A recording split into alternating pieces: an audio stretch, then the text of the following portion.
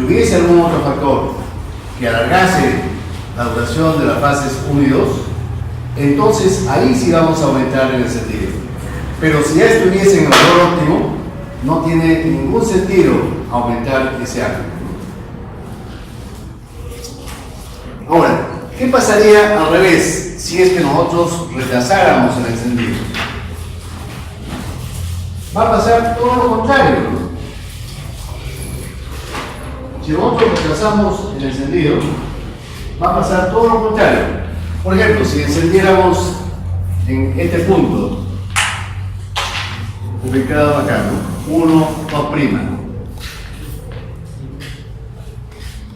Entonces, la primera fase se acortaría, ¿no? Sería una fase, la chispa sería una chispa más potente y más segura. Pero vean ustedes que el punto de separación se está produciendo después con respecto a los dos casos anteriores. Eso va a hacer que la fase principal sea más lenta y más larga. Y tendríamos esta curva azul. Esto es con phi sub e 3. Menor, ¿no? Con phi sub e 3.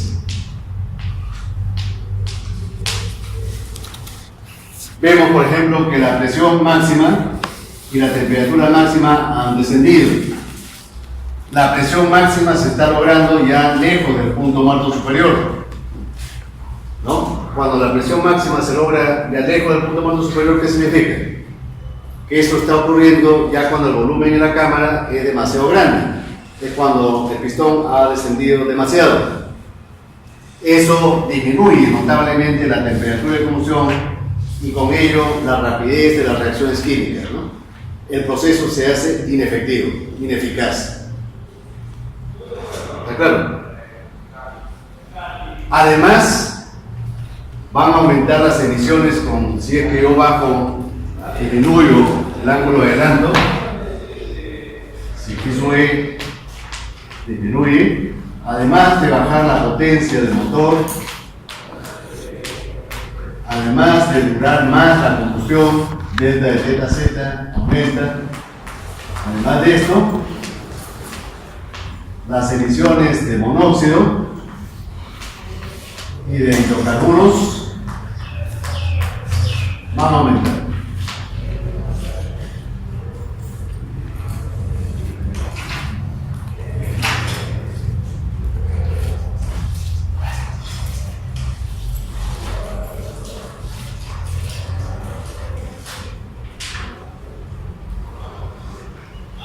Entonces, para los que han llegado un poco tarde, al inicio de la clase dimos una recomendación general.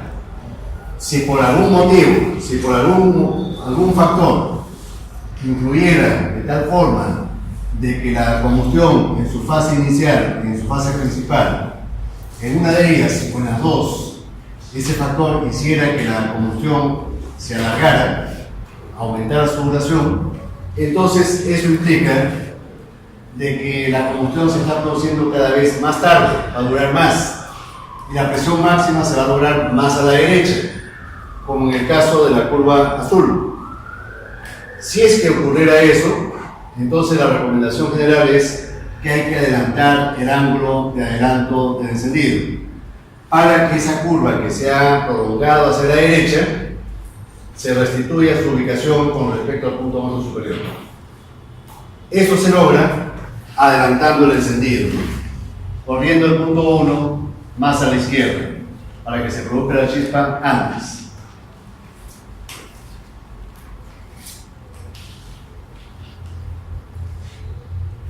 Otro factor, la carga. La carga.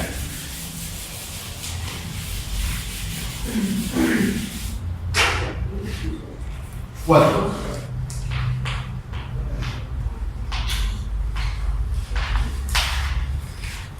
La carga en un motor Echi, si nosotros queremos reducir la potencia del motor trabajando a velocidad constante, ya sabemos que lo logramos cerrando la mariposa. La válvula de mariposa la cerramos. Esto disminuimos ese ángulo y automáticamente la potencia del motor se reduce. Pero esto tiene una serie de consecuencias negativas sobre la combustión y sobre los parámetros del motor. ¿Cuáles, por ejemplo?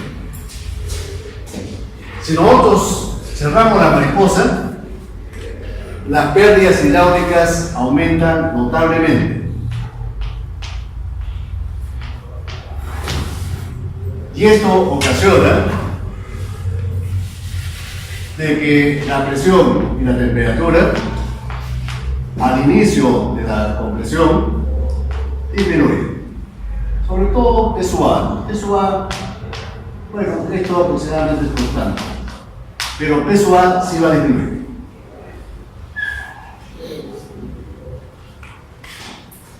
Eso va a influir negativamente sobre todo el proceso, principalmente sobre la compresión, ¿no? Si baja la presión inicial, va a bajar la presión en todo el ciclo. La chispa cuando salte va a saltar en forma débil, fácil, pero una chispa débil. Pero no solamente hay este efecto adverso, sino que también el coeficiente de gases residuales gamma R aumenta. A medida que cerramos la mariposa, cada vez en proporción, cada vez aumenta más la cantidad de gases residuales. Y esos gases residuales tienen un efecto diluyente sobre la mezcla. La diluye, la contamina. Y esa contaminación hace que el encendido sea más difícil, que la llama se propague con más lentitud. ¿Ya? La presencia de estos gases residuales cada vez más abundantes tiene esos efectos sobre la combustión. Hace que el encendido sea más débil, más inestable y que la combustión se propague con más dificultad. Ahora, para entender esto con claridad, nuevamente vamos a recurrir a un diagrama PV, P-FIFA, diagrama abierto P-FIFA. Ya, repito, siempre que queramos analizar aspectos de la combustión, lo aconsejable es utilizar diagramas P-FIFA. Entonces, supongamos que tenemos estos ejes coordenados: presión y el ángulo de giro. Como referencia, vamos a ubicar el punto muerto superior.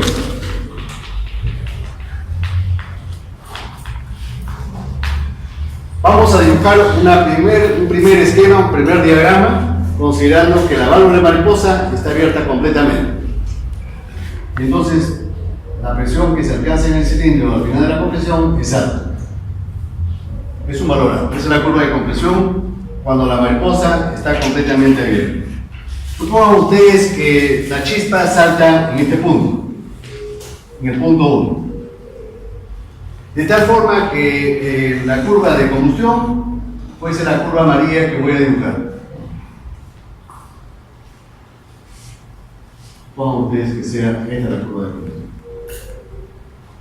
Esto con la mariposa, fíjense, la mariposa abierta al mastro. Esto abierta completamente. Con máxima carga, máxima potencia.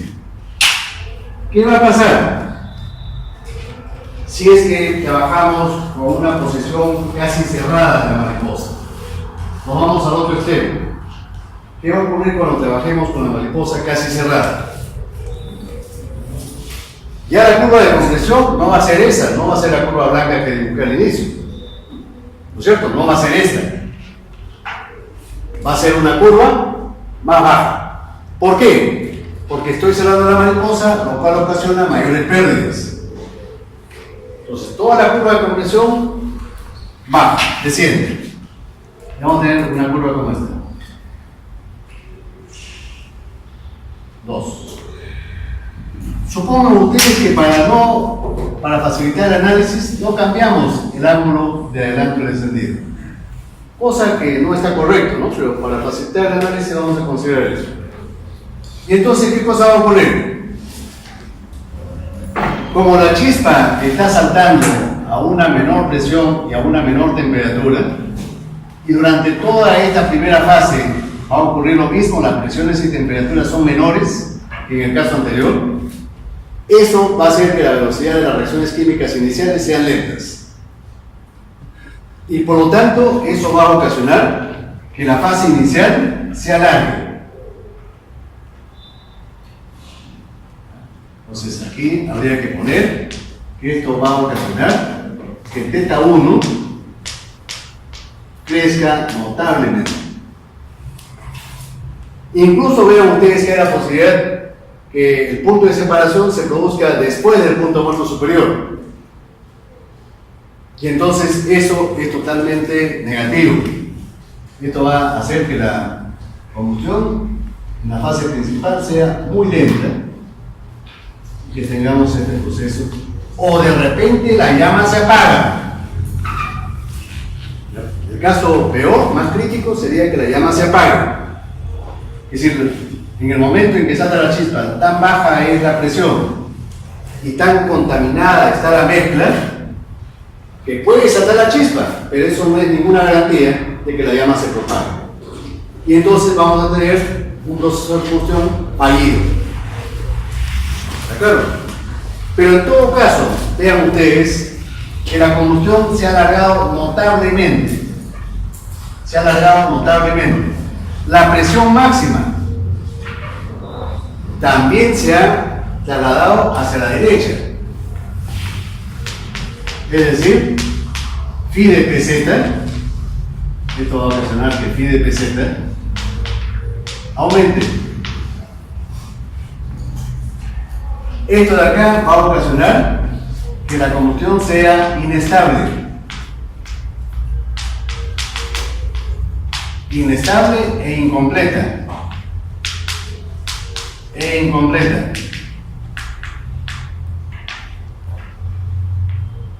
Esto a su vez va a ocasionar que las emisiones de CO e hidrocarburos aumenten.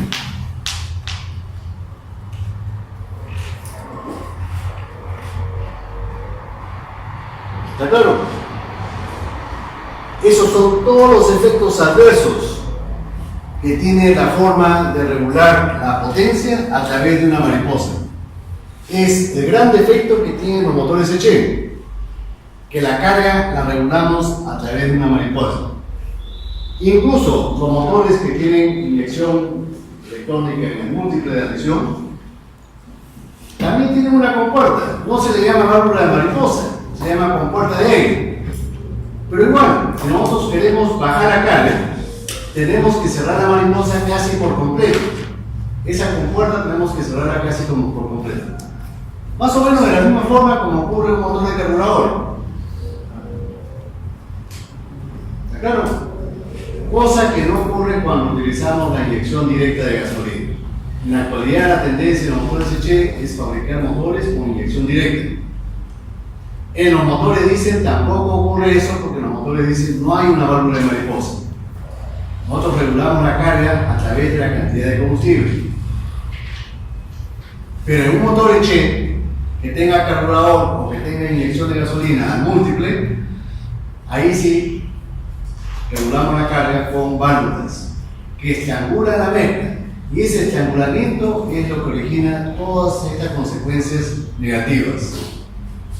Doctor, Sí. una consulta. En el motor diésel, para regular el combustible, tiene que usar la cremallera de la bomba Sí. de inyección. Sí. Pero eso no se puede controlar igual que, digamos, que la válvula de mariposa. Dice, un motor dice cuando uno pisa el acelerador o suelta el acelerador, está actuando indirectamente sobre la cremallera de la bomba, si es que la bomba tuviese cremallera. No todas las bombas tienen cremallera, pero se actúa sobre la bomba de inyección, de tal forma que si uno pisa el acelerador, entonces la bomba de inyección dosifica mayor cantidad de combustible. Si uno suelta el acelerador, entonces la bomba de inyección inyecta menos combustible, por unidad de tiempo y por ciclo. Es decir, no hay otra forma en el motor diésel, uno actúa directamente sobre la bomba. Pero eso es mucho mejor que estrangular la admisión. Cuando uno estimula la admisión, hay todas esas consecuencias negativas. La combustión se vuelve totalmente lenta e inestable y además contaminante. Hay que tomar en cuenta que los motores automotrices, la mayor parte del tiempo, trabajan en regímenes de bajas cargas. Cuando la mariposa está muy cerrada, casi cerrada. Entonces, ese problema es que los motores gasolineros que tienen carburadores o inyección al múltiple, cuando trabajan en condiciones de ciudad, son regímenes muy contaminantes, motores muy contaminantes. Como vamos a ver después, los motores de inyección directa de gasolina, se evita este problema, ¿no?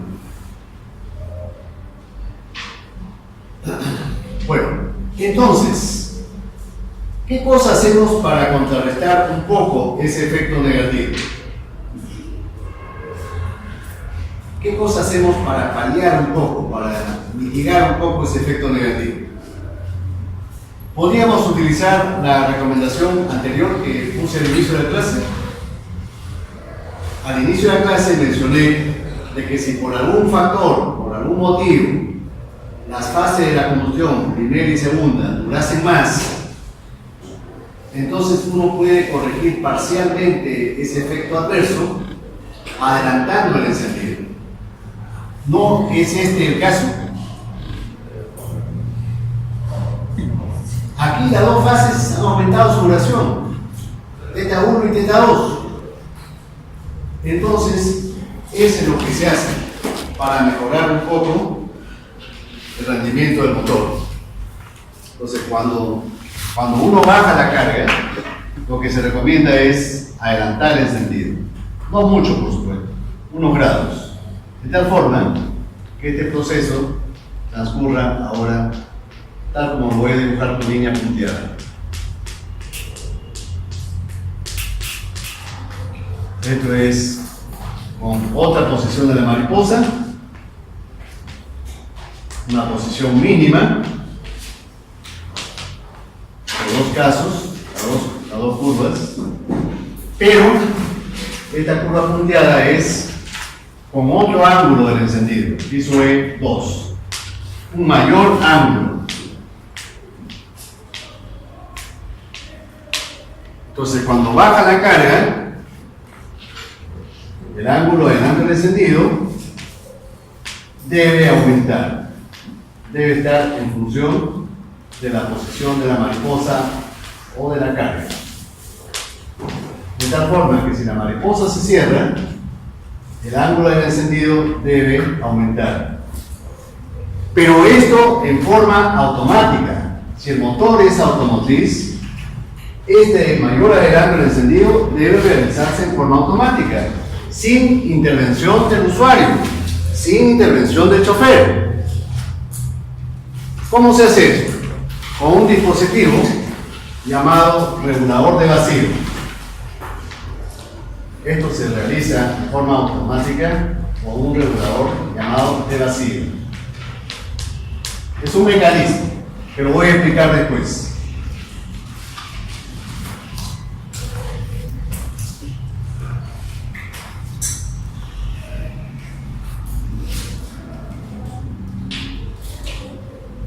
Otro factor.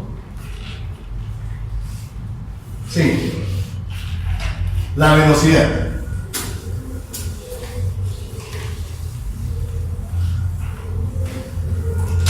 Sí. La velocidad. ¿Qué pasa cuando la velocidad aumenta? ¿Cuáles son las consecuencias sobre los factores que influyen en la combustión? Por ejemplo, si la velocidad aumenta, las pérdidas hidráulicas aumentan más. Y esto va a originar que el peso A disminuya. ¿No? El efecto es, por supuesto, negativo. Esto es negativo. Pero, cuando el motor trabaja más rápido, el proceso de compresión se vuelve más adiabático. ¿No es cierto? Hay menos tiempo para que se pierda calor. como ocurre con un inflador de llanta de bicicleta. Entonces, acá la temperatura en las paredes aumenta y también aumenta el exponente politópico de compresión. Estos dos efectos son positivos. De tal forma que se contrarrestan mutuamente. Y al final del proceso de compresión, más o menos P sub C es constante e independiente de la velocidad. No depende mucho de la velocidad.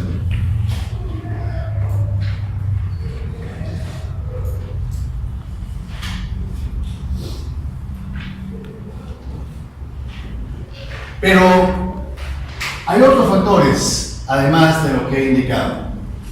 Por ejemplo, la turbulencia aumenta proporcionalmente a la velocidad. ¿A qué turbulencia me estoy refiriendo? Ya saben ustedes que hay dos, ¿no? Por ahora hemos descrito a dos. El swish y el swing. Estos se incrementan en forma proporcional. Esto, por supuesto, homogeniza la mezcla e influye favorablemente sobre la combustión. Homogeneidad de la mezcla. Se incrementa. Este es positivo, obviamente. Pero hay un aspecto negativo. ¿Cuál es? El tiempo disponible. Tiempo disponible. Disminuye. Inversamente proporcional al aumento de la velocidad. ¿No es cierto? Si la velocidad, por ejemplo, se duplicara, el tiempo del ciclo, el tiempo disponible para el ciclo se va a reducir a la mitad. Y el tiempo disponible para los procesos, para la fase de la combustión, también se va a reducir en tiempo. Si la reducción del tiempo sería exactamente, inversamente proporcional a la velocidad, ¿cambiaría acaso el diagrama PFI? Imaginen ustedes que todos los procesos y toda la fase de la combustión, es decir, su intensidad haría que el tiempo de duración se reduzca de forma inversamente proporcional a él. Por ejemplo, si la velocidad aumentara al doble, imagínense ustedes que el tiempo de compresión se reduce a la mitad, que el tiempo de la combustión también se reduce a la mitad, que el tiempo de expansión también lo mismo, se reduce a la mitad. ¿Qué le pasaría al diagrama PFI entonces? Así, hipotéticamente. No cambiaría. Sería el mismo diagrama, en la misma ubicación. ¿Está claro? Pero eso a la combustión en condiciones reales no ocurre así, lamentablemente. Por ejemplo, para explicar esto, sabemos que la segunda fase de la combustión, la fase principal, uno de los factores más importantes, ¿cuál es? La segunda fase. Habíamos dicho no θ2, sino ST, la velocidad de la llama turbulenta. ¿Se acuerdan? La turbulencia.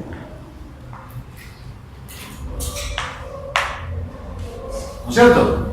Si la velocidad aumenta, nosotros sabemos que la turbulencia también aumenta, más o menos en la misma proporción. Y si la turbulencia aumenta en la misma proporción, ¿qué le pasa a la velocidad del frente de llama turbulento en esta segunda fase?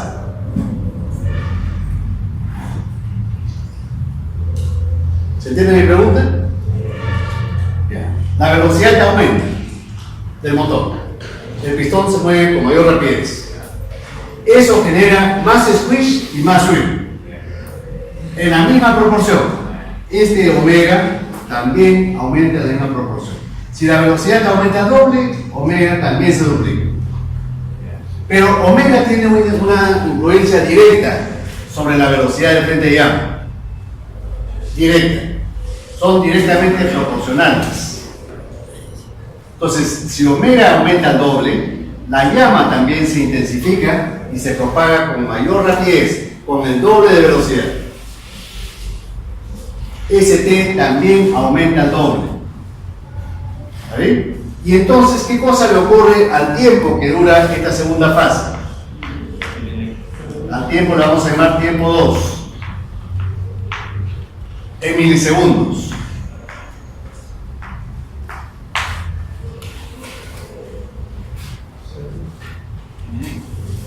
¿Qué le pasaría al tiempo? Tomen en cuenta que la velocidad de la llama está aumentando en la misma razón que la velocidad. N. Los dos aumentan en la misma proporción.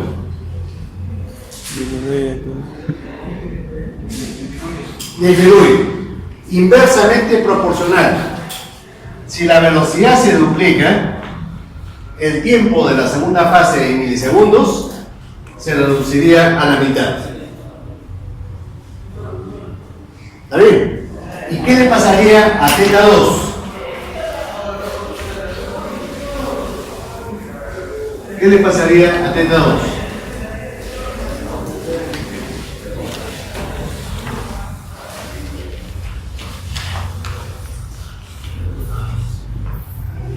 θ 2. A la duración, pero en grados.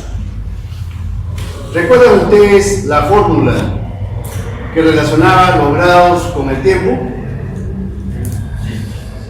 Esa fórmula era muy sencilla y es bueno recordarla siempre. Delta de phi era igual a 6n por delta de t. Entonces vean ustedes, si yo quiero calcular la nueva duración de θ2 cuando aumento la velocidad, esto sería 6n por delta de t. Pero delta de t, la duración de la segunda fase, disminuye inversamente proporcional a la velocidad. Entonces la fórmula de delta de t es una constante sobre n, inversamente proporcional a la velocidad. Esto es delta de t. Y si yo hago una operación respectiva, vemos que la velocidad se simplifica y esto queda 6a, una constante. Entonces θ2 más o menos es constante. ¿Por qué? Porque esta segunda fase depende mucho de la velocidad del motor. Si la velocidad del motor se intensifica, la turbulencia también se intensifica. Y si la turbulencia se intensifica, la combustión se propaga más rápido. La duración en milisegundos se reduce exactamente a la mitad si es que la velocidad se duplicara. Pero el hecho de que la velocidad, el tiempo se reduciera a la mitad, eso va a implicar que el ángulo se mantiene más o menos constante. Ahora, la combustión no solamente consta de esta segunda fase, tiene dos fases más. ¿Qué cosa le ocurre a esas dos fases? Por ejemplo, ¿qué le ocurre a θ1? ¿Acaso la primera fase depende mucho de la turbulencia? ¿La primera fase depende mucho de la turbulencia? ¿O depende de otro factor? ¿Qué factor?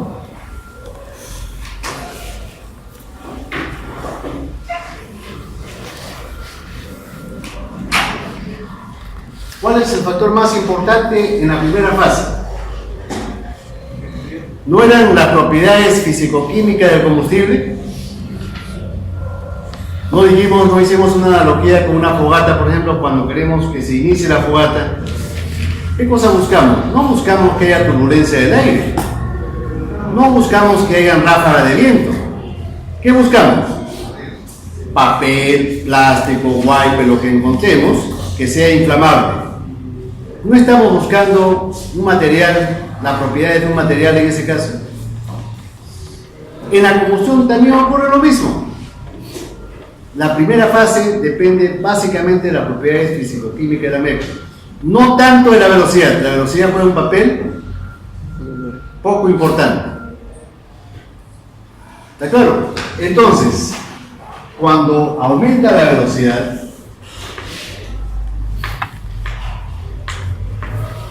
la velocidad de la llama laminar, si es que aumenta muy ligeramente, o tal vez se mantenga constante, porque esa velocidad de la llama laminar depende de las propiedades físico-químicas, no depende de la velocidad.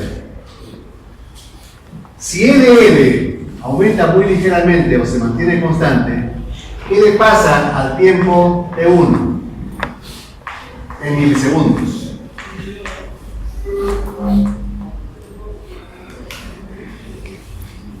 O disminuye muy ligeramente o se mantiene constante. Cualquiera de las dos. O disminuye muy ligeramente o se mantiene constante. Y por lo tanto, ¿qué cosa le ocurre a θ1?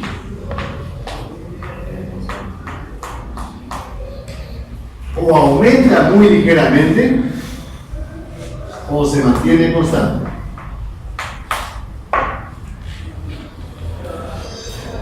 Y lo mismo le ocurre a θ3. Lo mismo le ocurre a θ3, a la duración de la fase residual.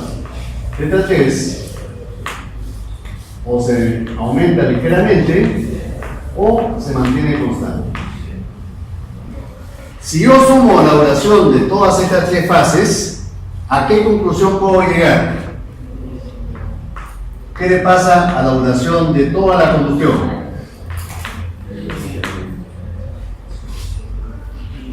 Va a aumentar ligeramente o se mantiene constante.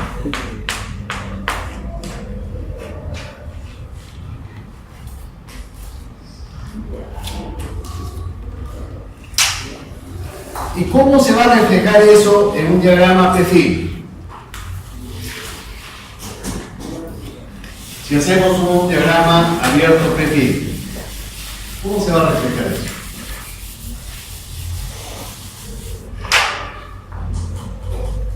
En un diagrama PFI, ubico el punto muerto superior, ubico una curva de compresión, hago una curva de compresión para la velocidad N1, este es para la velocidad N1, y hago otra curva de compresión para una mayor velocidad. Como la segunda velocidad es mayor, la presión P sub A al inicio de la compresión es más baja, porque se producen más pérdidas. Pero poco a poco se van igualando las presiones. Al final de la compresión prácticamente son las mismas presiones. Este es con N2. Supongan ustedes que el ángulo del encendido es el mismo para ambos casos. Supongan que es acá, punto 1. Sí sube. Entonces, en el primer caso, cuando estoy trabajando a baja velocidad, la curva de combustión sería esta, lo que estoy pintando con amarillo. Este es a baja velocidad, N1. ¿Y qué va a pasar cuando el motor trabaje a mayor velocidad, a N2? La primera fase va a durar un poquito más.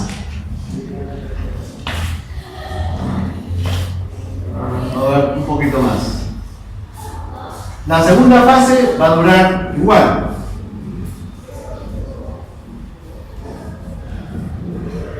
Y voy a tener esto. N2.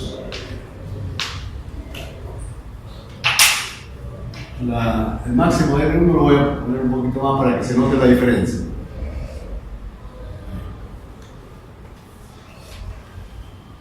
¿Qué ha pasado cuando ha aumentado la velocidad?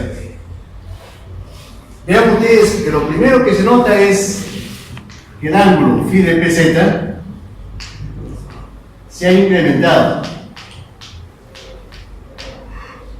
Cuando ha aumentado la velocidad, si la velocidad aumenta, phi de pz también aumenta.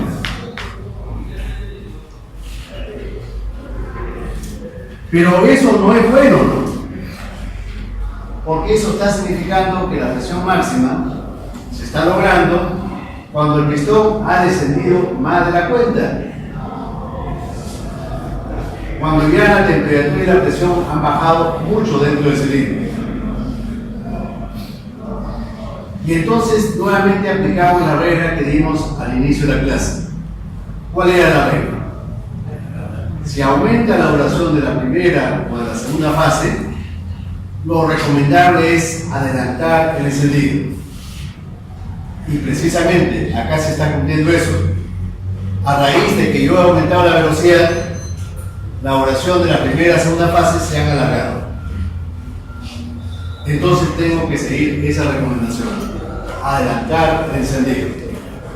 Si yo adelanto el encendido, se va a corregir esto parcialmente.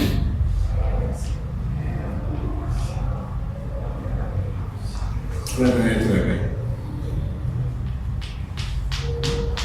Esta curva punteada también es para N2, pero con un mayor ángulo de adelante. Con un mayor ángulo de adelante. Y entonces puedo establecer lo siguiente. Que este ángulo phi sub e debe ser una función de n. De tal forma que cuando n aumenta, el adelanto del encendido también debe ser mayor. Voy a borrar todo lo demás para no confundir.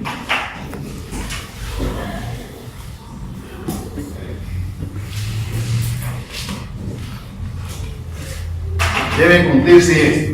Si aumenta la velocidad, no debe aumentar el encendido. Pero esto en un motor automotriz tiene que realizarse en forma automática. ¿Cómo se hace? Con un mecanismo que se le llama regulador centrífugo. Regulador centrífugo. En forma automática, sin intervención del chofer.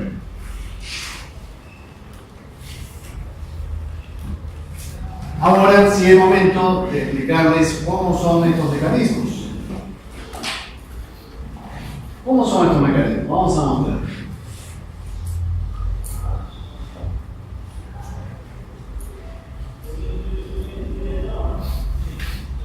Estos mecanismos se ubican en el distribuidor eléctrico. ¿Ya? El distribuidor eléctrico sirve para distribuir la corriente a las diferentes bujías, para provocar la chispa en las diferentes bujías. Entonces, ¿cómo es que se produce, cómo es que funciona este sistema de encendido, el convencional, ¿no? El que trabaja con platinos y condensadores? ¿Cómo es que logramos elevar el voltaje si es que la corriente que proporciona una batería es corriente continua? Y la corriente continua no se transforma, ¿no es cierto? O no se transforma con facilidad. Entonces, acá vemos, por ejemplo, los dos circuitos. El circuito primario, que incluye a la batería, incluye a este interruptor y a una bobina llamada bobina primaria de baja tensión. La tensión que hay en la batería. Si la batería es de 12 voltios, entonces la tensión promedio en ese circuito primario también son 12 voltios. Pero vean ustedes que esta bobina tiene primeramente un núcleo ferromagnético y tiene una bobina secundaria. Esta bobina secundaria, a diferencia de la primera, está hecha de un alambre mucho más delgado y hay mucho más espiras que en el primario. ¿Está bien? Entonces, de tal forma que si se produce una tensión aquí en el primario, esa tensión se multiplica varias veces en el secundario. Vean ustedes que el circuito secundario está unido a una bujía, a la bujía del motor. Ahora, si no hubiese este interruptor, por acá no se va a crear ningún voltaje en el secundario. Solamente va a pasar corriente por el primario, pero sin generar corriente en el secundario. No se va a inducir voltaje en el secundario, porque la corriente continua no se transforma. ¿Qué tendríamos que hacer para que se transforme y se forme voltaje en el secundario? Este interruptor tendríamos que moverlo manualmente, abriéndolo y cerrándolo, de tal forma que el voltaje varíe en función del tiempo. Si es que hacemos eso, mientras más rápido lo movemos con la mano, mayor es el voltaje que se origina en el secundario. Y más o menos funcionaría como un transformador. Pero en un motor no podemos moverlo con la mano, ¿no es cierto? Eso tiene que hacerse en forma automática. Y entonces el esquema de un circuito convencional es el que se mueve, ¿no? Lo que está encerrado dentro del lazo azul es el circuito primario, y lo que está dentro del lazo rojo es el circuito secundario. El circuito primario incluye la batería, que puede ser de 6, de 12, de 24 voltios. Tenemos la chapa de encendido, la llave de encendido, que es el interruptor, es un interruptor eléctrico. Tenemos una resistencia para poder regular el voltaje. A veces en el primario, por un efecto de autoinducción, se genera un voltaje mayor que los 12 voltios. Y entonces puede exceder en mucho los 12 voltios. Entonces no conviene tampoco que el voltaje crezca mucho en este circuito. Entonces, por eso, para limitar esa corriente, le ponemos una resistencia. Tenemos el circuito primario, la bobina primaria, de baja tensión, alambre grueso con pocos hilos, y después vean ustedes un pequeño circuito en paralelo. En un lado del circuito en paralelo están los platinos. Uno de los platinos es fijo y el otro móvil, y en el lado izquierdo tenemos un condensador. Entonces los platinos, en vez de que yo los abra y los cierre manualmente, hago que de eso se encargue una leva giratoria. Cada vez que el vértice de esta leva cuadrada, empuje al platino móvil, entonces se va a abrir el circuito primario. Y en ese momento se genera el voltaje de alto voltaje en el circuito secundario, y lo que hace que el voltaje pase a la bujía, a los electrodos de la bujía, para que salga la llena. ¿Está bien? Cuando el vértice deja de empujar al platino móvil, entonces el platino se cierra. Se abre. O se cerraría, se cierra. Y deja de pasar corriente y voltaje en el secundario. Ahora, ¿existe un condensador para qué? ¿Cuál es la función del condensador? Tiene dos funciones. Uno, evitar el chisporroteo. Cada vez que los platinos se abren, entonces tiende a producirse una chispa entre los platinos. Tal como ocurre cuando nosotros encendemos un interruptor de luz. En la oscuridad, han visto ustedes que hay una pequeña chispita ahí. Esa chispa con el tiempo perfora los platinos, nos desgasta. Entonces, para evitar eso se le pone el condensador. Y además el condensador hace que el voltaje que se induzca en el secundario sea mayor.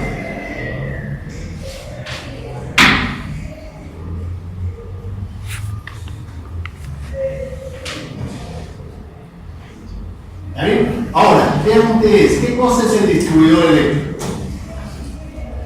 A este punto del distribuidor le llega el alto voltaje.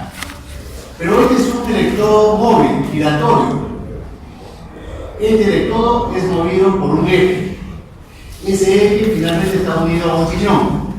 Y el piñón está unido a una faja dentada, o mediante engranajes al cigüeñal.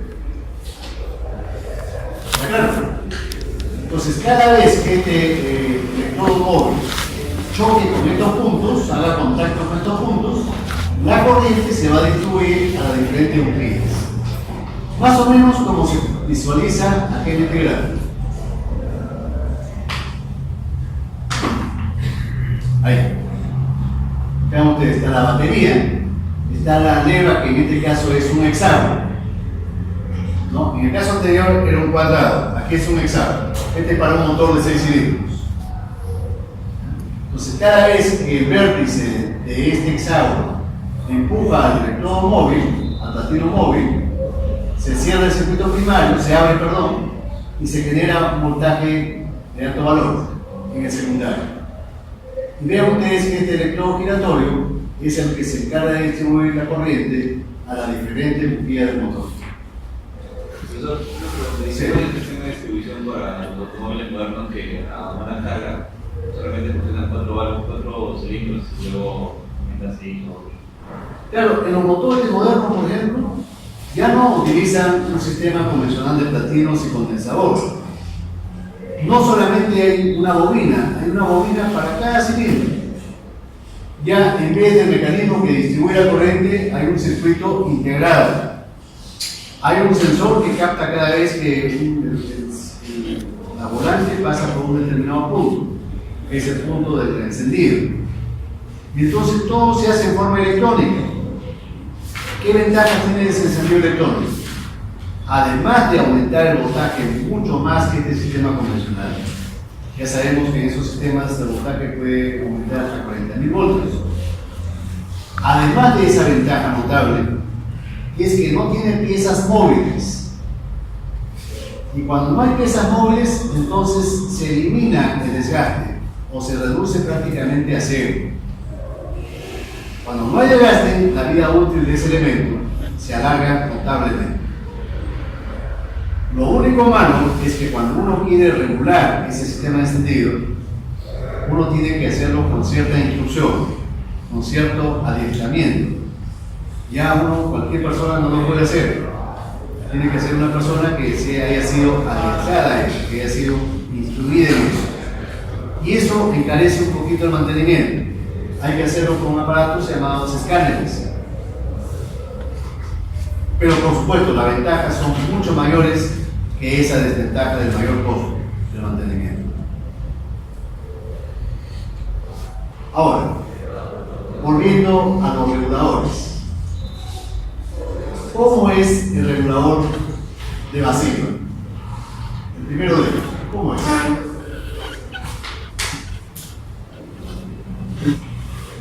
Aquí se muestra un distribuidor. En la parte derecha hay la fotografía de un distribuidor. En la parte superior está la tapa del distribuidor. Y aquí se abren los cables de alta tensión hacia las bujías. Aquí en la parte inferior tenemos el eje motriz. Y en la parte superior, acá en la parte metálica, están montados los platinos y el condensador. Si nosotros destapamos el distribuidor, ¿qué cosa es lo que vamos a ver? Tenemos por acá, por ejemplo, los platinos. El platino fijo, el de la izquierda, y el platino móvil de la derecha. Se puede observar la leva. Una leva, en este caso, de 8 lados. Tenemos el condensador. Y entonces, este disco donde se apoyan estos elementos, platino y condensador, es un disco fijo. Está unido solidariamente a la carcasa del distribuidor. No giro. Pero, ¿qué pasaría si nosotros tuviésemos la opción, la posibilidad de que ese disco portaplatinos pudiese girar ligeramente sobre su eje? Y más aún, ¿qué pasaría si uno pudiese hacer girar en sentido contrario al giro de la leva? ¿No creen ustedes que si yo hiciera eso, estaría cambiando el punto donde los platinos se abren? ¿No es cierto? Y si lo hago girar en sentido contrario al giro de la leva, ¿estaría yo adelantando el punto de sentido o lo estaría retrasando? Imagínense ustedes que yo soy un corredor y la meta es la pared que está al frente mío, detrás de ustedes. ¿Qué pasa si esa meta yo lo muevo simultáneamente hacia mí? ¿No voy a llegar yo a la meta antes? Sí. ¿No estaría ocurriendo algo parecido aquí? Si el disco portaplatinos se mueve en sentido contrario al movimiento de la leva, se está adelantando el sentido. Ahora, el asunto es cómo muevo a ese disco portaplatinos. Y entonces vean ustedes en el siguiente gráfico. Este es el disco, el distribuidor destapado. Acá tenemos los platinos, la leva. Y vean ustedes que acá en la parte inferior, que es este elemento, hay una cápsula metálica, esta cápsula de aquí. Esta cápsula tiene dos compartimientos internamente. Ambos compartimientos están divididos por un diafragma elástico, un gel. Pero en la parte inferior hay una manguerita, un tubito y una manguera que lo conecta al tubo donde está la mariposa. Este tubito se dirige mediante una manguera hasta la mariposa.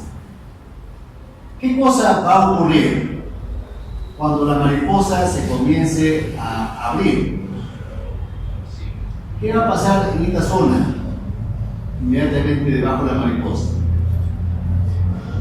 No es cierto que ahí estamos obligando a pasar el aire por una pequeña rendija que deja la mariposa y el tubo. Y el producto de eso, de que estoy dejando pasar el aire por una pequeña rendija, no significa que el flujo se va a acelerar. Si el flujo se acelera por remodeling, ¿qué le va a pasar a la presión? Va a disminuir, ¿no es cierto? Se va a formar vacío. ¿Qué tal si ese vacío yo lo transmito con esta manguerita a la cavidad inferior de esta cápsula? ¿Qué le va a pasar al diafragma? ¿No es cierto que va a ser succionado hacia abajo? Esa succión incluso va a ser capaz de comprimir a ese resorte que está en la parte inferior. Y cuando se mueve el diafragma, aquí el diafragma está unido mecánicamente con un vástago. Y ese vástago está unido al disco portaplatinos. Entonces, cuando haya vacío en esta parte de la mariposa, eso se va a transmitir al disco portaplatinos y lo va a hacer girar en sentido antihorario.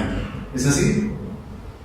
Hacerlo en sentido antihorario, vean ustedes que está girando en sentido opuesto a la leva. Y ya sabemos que cuando el disco portaplatino se mueve en sentido opuesto a la leva, el encendido se está adelantando. Mientras más vacío haya, más adelanto el encendido va a haber. ¿Eso está en correspondencia con lo que necesitamos? Mientras más cerrada esté la mariposa, más vacío se va a formar en esa zona y por lo tanto el avance va a ser mayor. Entonces sí está cumpliendo su función. Aquí hay otra figura animada. Vean ustedes. Esta es la cápsula metálica. Lo que está pintado de rojo es el diafragma elástico. El diafragma está unido con un vástago y el vástago está unido con el disco portaplatinos. Si el vacío aumenta, el diafragma es succionado hacia la derecha y el disco portaplatinos se mueve en sentido horario en este caso, en un sentido contrario al movimiento de la leva. Claro, ahí no se ve el movimiento de la leva, pero esa es una explicación adicional que estoy dando. el movimiento del disco tiene que ser contrario al movimiento del reloj. ¿Y eso qué ocasiona?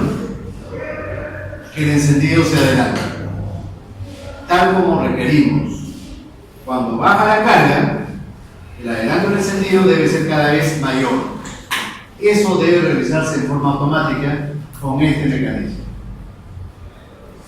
Ahora, este mecanismo tiene muy pocas partes móviles, solamente el diafragma, que es elástico, y el resorte. Entonces, es un mecanismo muy confiable y su tiempo de vida es bastante largo. El distribuidor se va a malograr por otra causa y este mecanismo va a subsistir.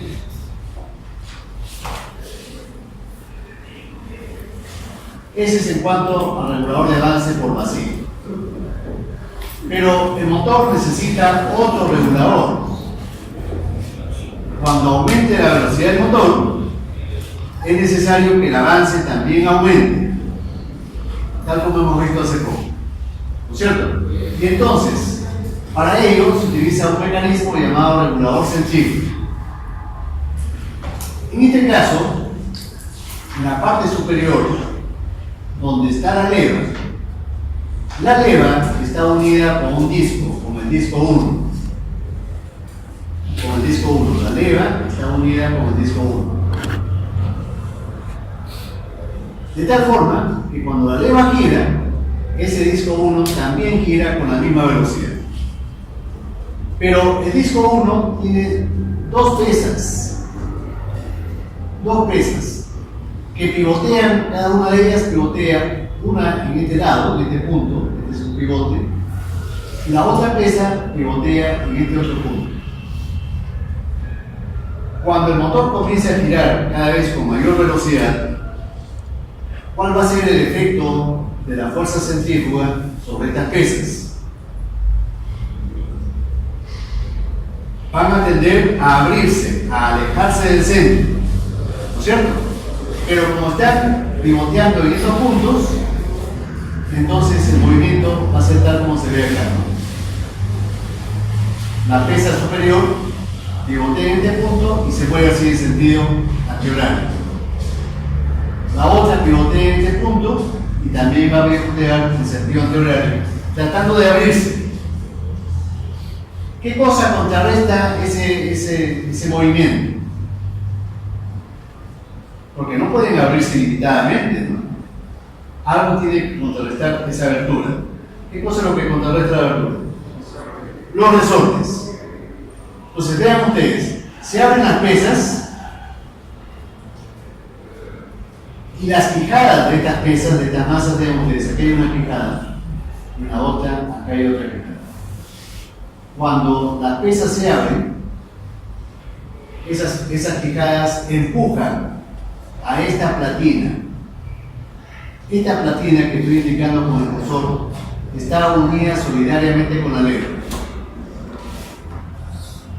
Entonces, las pesas se abren, las quijadas de esas pesas empujan, es decir, ejercen un torque sobre esa platina, y el torque hace que esta platina tienda a girar adicionalmente un pequeño ángulo, tal como se muestra aquí. Lo voy a mostrar mejor. Ahí es cuando el motor trabaja a baja velocidad. Si el motor aumenta su velocidad, ¿qué pasa? Vean ustedes, las pesas se abren. Y cuando las pesas se abren, las quijadas empujan a esta platina y lo hacen girar en un pequeño ángulo en sentido horario. Vean ustedes, nuevamente lo voy a hacer. Un pequeño ángulo A. Cuando las pesas se abren, esta platina gira un pequeño ángulo A, producto del torque que generan estas quijadas. Y esto precisamente es el adelanto del encendido. Mientras mayor sea la velocidad del motor, las pesas van a tender a abrirse más. Y si las pesas se abren más, el ángulo A también va a crecer en forma proporcional. Aquí tienen otro mecanismo, ¿no? Es otro regulador. ya tiene una configuración un poquito diferente, pero el fundamento es el mismo. Aquí las pesas son las pesas amarillas. La placa que está unida a la leva es esta placa que tiene dos agujeros ranurados. Dos agujeros ranurados. Cuando las levas se abran por fuerza centrífuga, entonces vean ustedes que estas espigas que están fijas a las masas obligan a esta platina a girar. ¿Cuánto gira? Este año. Ya, lo voy a hacer una simulación para que vean ustedes cómo se produce esto, ¿no? Ahí es cuando el motor gira a baja velocidad. Cuando la velocidad aumenta, las pesas se abren. Y si las pesas se abren, vean ustedes que ese movimiento obliga a la platina verde a girar un ángulo de avance. Este ángulo de avance. Creo que acá se nota con más claridad, ¿no?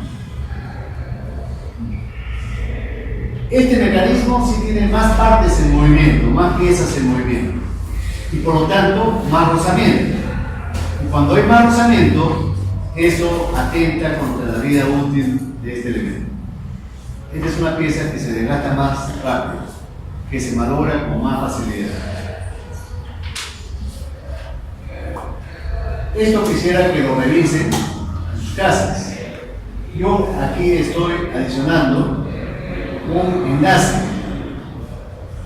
Aquí debe estar el enlace, que no sé, les pedí que lo leyeran, que lo vieran en internet, que se llama Video del Sistema de Encendido. Eso nuevamente les pido por favor que lo vean en sus casas. Trata sobre el avance por vacío y el avance centrífugo. Es un video bastante ilustrativo, muy interesante, de apenas 10 minutos.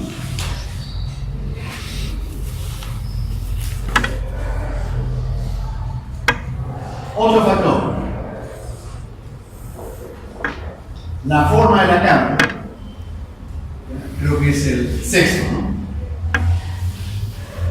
Sexto factor, la forma de la cámara.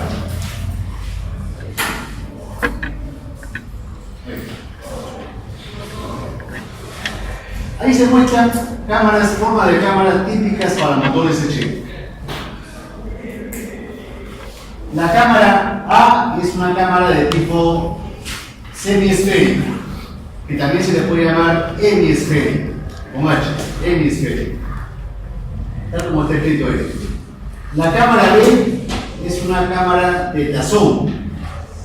Esa palabra tazón es traducida del inglés, bowl. Tazón o cacerola. Así como cuando hay esos campeonatos de béisbol que se llama campeonato Super Bowl, es de esa palabra, tazón. Estas cámaras, las dos primeras, son bastante simétricas, sobre todo la esférica.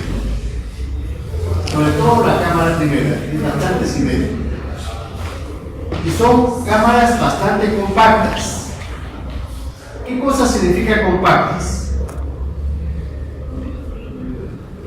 Que tienen una relación área-volumen pequeña. Si la relación área-volumen es pequeña, ¿qué cosa significa con respecto a la pérdida de calor? Son pequeñas, son menores, ¿no es cierto?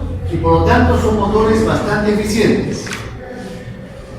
Son bastante eficientes.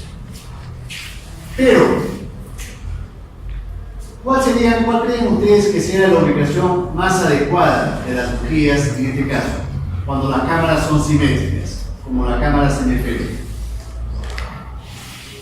Noten ustedes que en este caso la bujía está puesta a un costado, ¿no? Al costado izquierdo.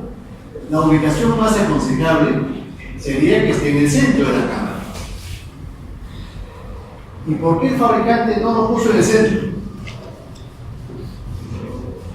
Entre las dos válvulas. ¿Cuál sería el inconveniente? ¿Sería acaso el poco espacio? Hay poco espacio, ¿no? Entre las dos válvulas hay poco espacio para poner una bujía. Si yo hago una perforación, ¿no creen ustedes que se van a formar puntos de concentración de esfuerzos? Y si hay puntos donde los esfuerzos se concentran, ¿qué puede pasar por ahí?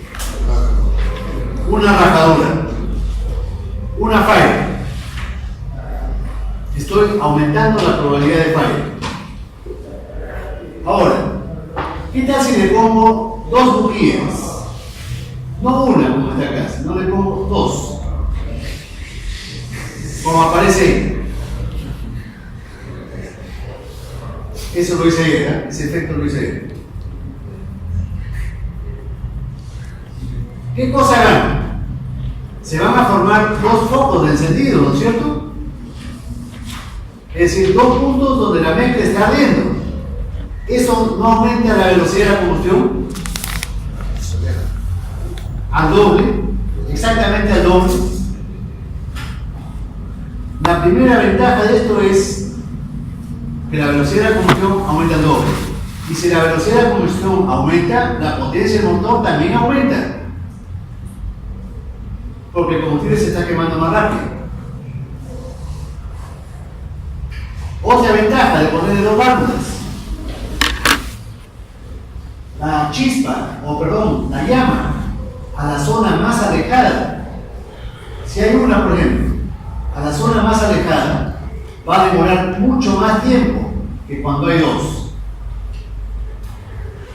Y cuando la zona alejada tiene mucho tiempo para calentarse y recalentarse, ¿qué puede ocurrir?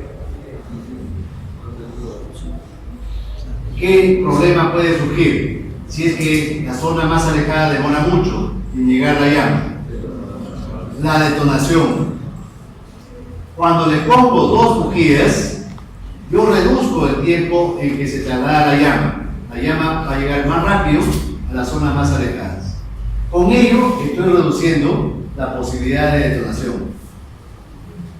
Por supuesto, es una variante más cara, más costosa. Pero vean ustedes, ayer conseguí una foto de una culata, de un motor pequeño, de 4 válvulas. Es decir, eso ya me indica del motor de alta velocidad. Pero vean ustedes, ya no hay dos bujías, hay 3 bujías. Eso acelera notablemente la combustión. El objetivo de eso es incrementar la potencia del motor. Ponerle 3 bujías es incrementar la potencia del motor. Ese es por la velocidad rápida que tiene el motor, ¿no? Hay que ponerle 3 bujías para que la combustión se produzca con la misma rapidez que el giro del cigüeñal. Si no, la combustión se va a atrasar.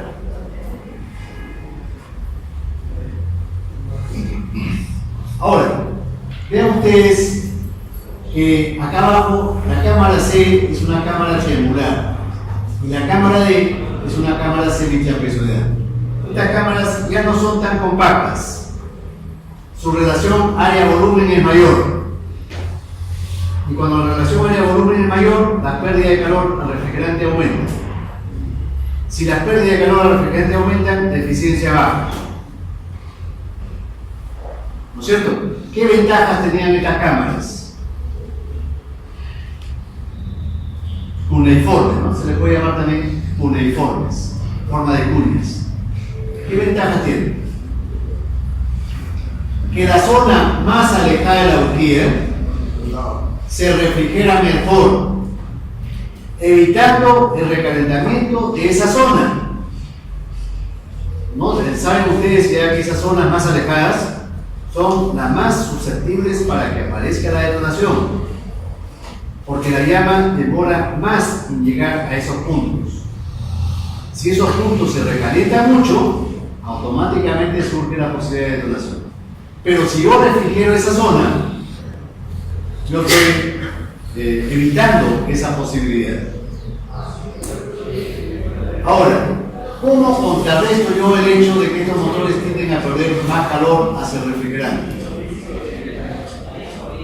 Porque es inevitable, ¿no? Como tienen una relación área-volumen mayor, tienden a perder más calor hacia el refrigerante. Y eso atenta contra la eficiencia. ¿Qué hacemos para contrarrestar ese efecto negativo? Se aumenta la relación de compresión del motor. Estos motores pueden tener relaciones de compresión de 10,5, 11. Ya sabemos que cuando aumenta la relación de compresión, el efecto inmediato es aumentar la eficiencia. Entonces, esas mayores pérdidas hacia el refrigerante se compensan parcialmente con una mayor relación de compresión. ¿Tiene sentido lo que estoy diciendo? Ahora, ¿cuál es la tendencia actual en la fabricación de motores? En sentido por chispa.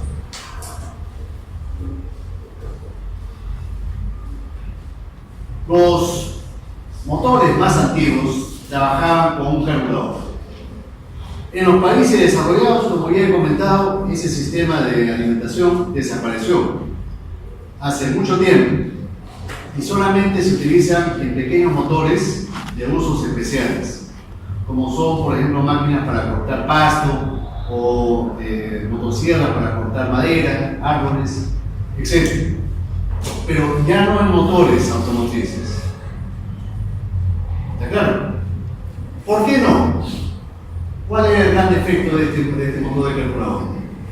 Que para regular la carga teníamos una válvula de mariposa. Y entonces, a bajas cargas y a bajas velocidades, eso provocaba el empeoramiento de la pulverización. Y botas mal pulverizadas, botas gruesas mal pulverizadas, o no arden o demoran mucho en arder.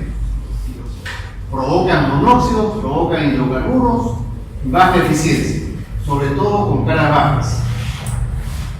Ahora, esto se mejoró un poco cuando se comenzó a utilizar la inyección electrónica, pero inyección al múltiple. ¿Por qué? Porque la presión con que le llegaba el combustible a este inyector ya no provenía de una mariposa, provenía de una bomba eléctrica, una bomba independiente al motor, al giro del motor. Esa bomba eléctrica siempre trabajaba con la misma eficiencia y la presión de inyección prácticamente es uniforme, independiente de la velocidad del motor. ¿Se entiende eso, por favor? La bomba de combustible, su velocidad y su presión independientes de la velocidad del motor. Por lo tanto, la pulverización siempre es buena. Pero, al igual que en el caso anterior, ya no hay una mariposa de mezcla, pero sí hay una compuerta de aire aquí adelante. Cuando queremos regular la carga y queremos reducir la carga prácticamente al ralentí, al mínimo, esa válvula, esa compuerta, hay que cerrarla casi por completo. Y eso ya sabemos que provoca estrangulamiento, provoca que la eficiencia volumétrica baje radicalmente. Lo único que hemos logrado es mejorar la pulverización.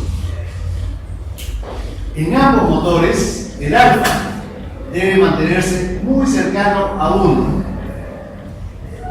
El alfa debe mantenerse muy cercano a 1. Dentro de rangos prácticos entre 0,8 y 1,2. Si yo pretendo bajar más el alfa, subir más el alfa por encima de ese rango, simplemente el motor se apaga. Salimos de los límites de inflamabilidad. ¿Está claro? Cuando yo utilizo mezclas homogéneas, si salgo de esos límites de inflamabilidad, la llama no se propaga para mezclas homogéneas. Ahora, vean ustedes que a partir de la mitad de los 90 del siglo pasado, se utiliza un nuevo sistema que está en boga actualmente, la inyección directa de gasolina. Inyección directa de gasolina, como en el motor diésel. Como en el motor diésel. Por supuesto, este inyector inyecta el combustible a mucho menor presión que en el diésel. En el diésel sabemos que las presiones varían de 400 a 2000 bares en el diésel. Aquí la presión a lo sumo llega a 50. A lo sumo. Es una presión alta, por supuesto, pero comparativamente con el diésel mucho menor. La primera firma que implementó este sistema, que inventó este sistema, fue la Mitsubishi. Y a su sistema le llamó GDI. GDI son las siglas en inglés de inyección directa de gasolina. Inyección directa de gasolina. ¿Cómo funciona este sistema? Este sistema funciona de forma diferente dependiendo del régimen de velocidad y de carga. Cuando la velocidad del motor y la carga del motor son altas, ambos, entonces el inyector inyecta el combustible a la cámara simultáneamente con el ingreso del aire. Es decir, la admisión del aire y la inyección de gasolina se producen simultáneamente. Y entonces, ¿qué cosa va a pasar?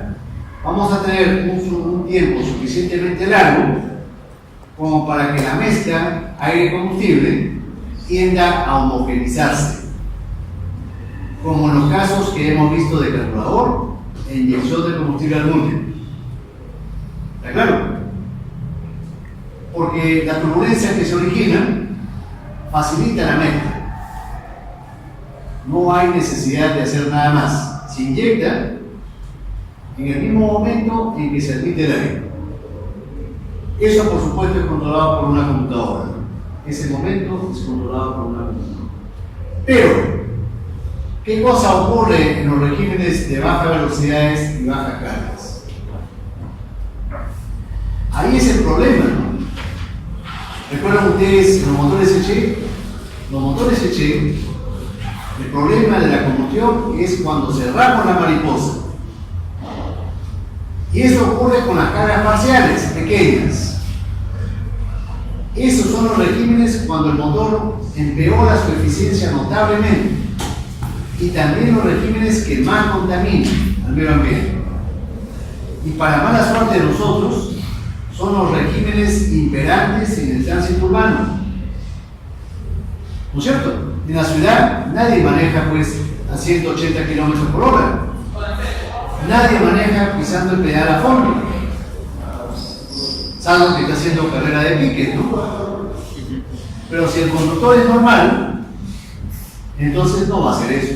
El régimen es de baja velocidad y baja carga. Y entonces, en estos motores con inyección electrónica directa de combustible, en esos regímenes de bajas cargas y bajas velocidades, el combustible, la inyección del combustible se desfasa con respecto al aire. El combustible se inyecta en plena carrera de compresión, más o menos de forma parecida a como ocurre en el motor diésel. Por supuesto, un poquito antes, ¿no? En el diésel se espera prácticamente a que el pistón llegue muy cerca del punto muerto superior. Aquí se produce la inyección un poco antes.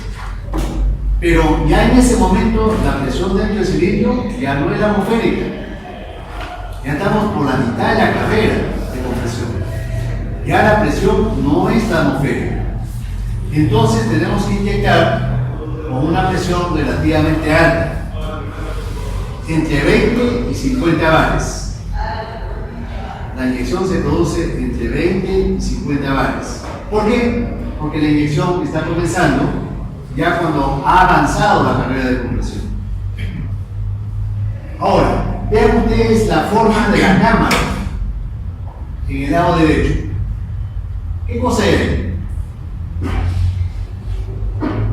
Una concavidad, ¿no? A esa concavidad se le llama deflector. ¿Cuál es la función de ese deflector? Cuando se inyecte el combustible en forma de un spray, una neblina, esa concavidad va a reorientar, a redirigir a ese spray ¿hacia dónde? Hacia la bujía. ¿No creen ustedes que eso es adrede? ¿Que eso es a propósito? ¿Por qué? ¿Qué mezclas son las que son más fáciles de encender? ¿Las ricas, las pobres o las estequiométricas? Pobres. Definitivamente las pobres no son. Las mezclas pobres son las más difíciles de encender. Y las más fáciles son las ricas. ¿No? ¿Cuánto? Cuyo alfa sea de 0,85 a 0,95. Está bueno el nombre. De 0,85 a 0,9. Son las mezclas que más rápido se encienden. Y por eso, a propósito, esa concavidad, su finalidad es redirigir al spray de combustible hacia la bujía. Ahora, la mezcla en su conjunto, en promedio, en toda la cámara, el alfa no es de 0,9. ¿Cuánto creen que sea el alfa? Promedio. En esos regímenes de bajas cargas. De 1,5 a 3. Una mezcla muy pobre que sale de los límites de inflamabilidad. ¿No es cierto? ¿Cuál es el límite inferior de inflamabilidad? 1,3. Máximo, en el mejor de los casos.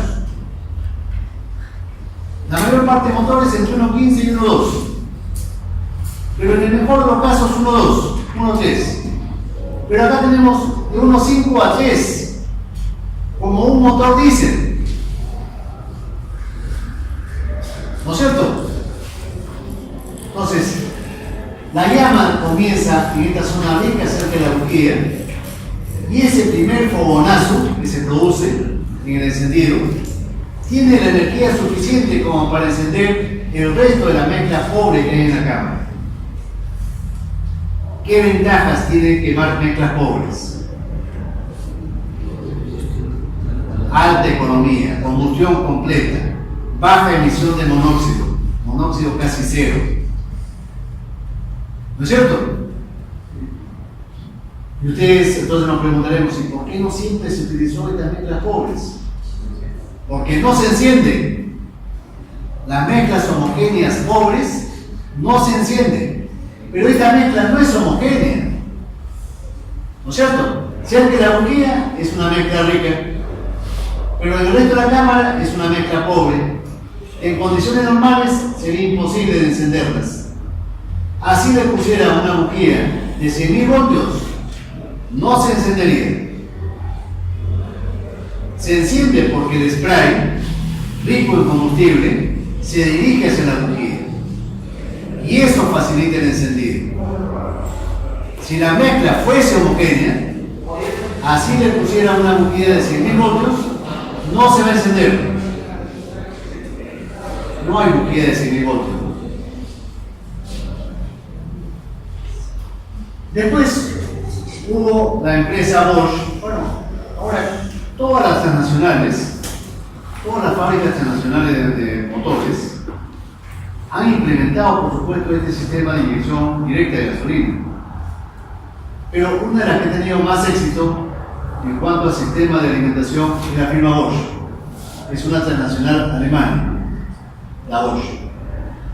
En esta Bosch, vean ustedes, ¿qué cosa hizo Bosch? Primeramente le puso al ducto de admisión, al tubo de admisión, le puso un tabique divisor. Un tabique. Entonces, cuando el motor trabaja a alta velocidad, con alta carga, vean ustedes que esta válvula que está acá arriba está abierta. Y el flujo de aire ingresa por toda la sección transversal del tubo. Por las dos partes, superior e inferior. Por toda la sección. Y entonces tenemos una buena eficiencia volumétrica. Todo está abierto. En el motor de carburador también ocurría eso, cuando la mariposa está completamente abierta. El problema es en los regímenes de bajas cargas. ¿No es cierto? En los motores de carburador nosotros cerramos la mariposa. Y eso es el origen de todos los problemas. Acá vean ustedes que también hay una mariposa, pero no obstruye toda la sección transversal del tubo. Obstruye solamente la mitad. ¿Y para qué lo obstruye, dirán ustedes? ¿Qué necesidad hay de obstruir el ingreso del aire? Para que la velocidad en la parte superior del tabique aumente la velocidad. Y entonces al ingresar a más velocidad del motor, ¿qué cosa origina acá? Una turbulencia, un vórtice. Ese vórtice recibe el nombre de tumbe.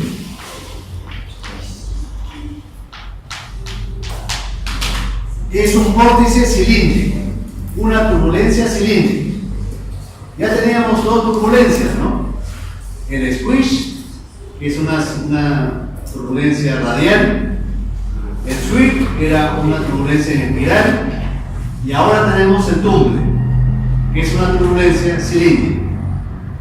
Esta turbulencia cilíndrica, por supuesto, ayuda a que el combustible, el spray de combustible que se ha inyectado, vean ustedes acá en la parte inferior derecha, este tumble hace que el combustible, el spray que se ha inyectado, los dos se reorienten hacia la bujía. Tanto el combustible como el aire se reorienten hacia la bujía, formando una mezcla rica cerca de la bujía solamente. En el resto de la cámara, como en el caso anterior, la mezcla es muy pobre, sorprendentemente pobre, con un alfa entre 1,5 y 3, fuera de los límites de inflamabilidad de las mezclas homogéneas. Esos límites de inflamabilidad son válidos para mezclas homogéneas, no para mezclas heterogéneas, como en este caso. A esa mezcla heterogénea se le llama mezcla estratificada. Eso ocurre a bajas cargas y a bajas velocidades. ¿Saben el término qué cosa significa estratificado? Es muy común, por ejemplo, en sociología, hablar de una sociedad altamente estratificada. ¿Qué significa? Una sociedad heterogénea en clases sociales. Las sociedades pobres como la nuestra son altamente estratificadas. Una diferencia abismal entre pobres y ricos.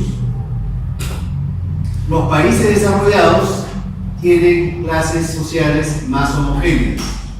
No hay tanta diferencia entre pobres y ricos como debería ser aquí, ¿no? Nosotros tenemos que buscar no la igualdad, porque la igualdad también es mala, pero las diferencias no pueden ser tan grandes como existe en nuestro país. Eso solamente causa atraso. Claro, ya me salí por completo del tema, ¿no? Pero valió la pena. Creo que la universidad también debe ser de alguna forma formativa, ¿no? No solamente instructiva, sino formativa también. Bueno, eso es todo, joven. Gracias por su atención.